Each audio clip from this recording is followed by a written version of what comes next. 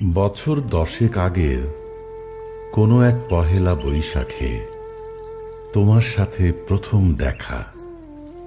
তোমার খোঁপায় বুনো ফুল, গলায় কড়ির মালা, নাকে সোনার নোলক, কপালে ফাউন্টেন পেনের ক্যাপে গোল করে কাটা মাধবী পাপড়ির টিপ, আর ঠোঁটে বসেখের তপ্ত সূর্যের আবির।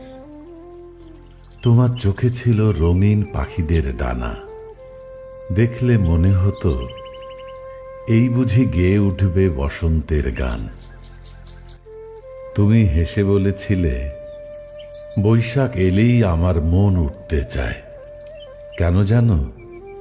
কারণ এই মাসে আমার জন্ম, আর প্রেমও। সেদিন চারদিক ছিল পলাশ শিমুলে রাঙা। আমার বুকেও এক টুকরো বৈশাখ নেমে এলো যেন। হাত ছুঁয়ে বলিনি কিছু, শুধু চেয়েছিলাম তোমার দিকে, যেন হাজার বছরের চেনা। তবু প্রথম স্পর্শ হলো না।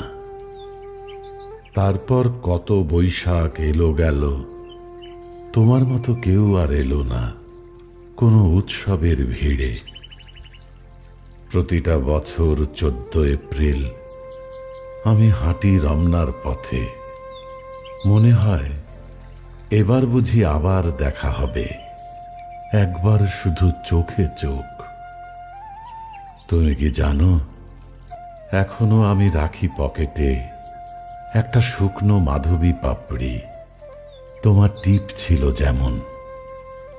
তখনও জানতাম না একটুখানি হাসি, একটুখানি ছোঁয়া, এইটুকুই হতে পারে কারো জীবনের সবচেয়ে সুন্দর ঋতু।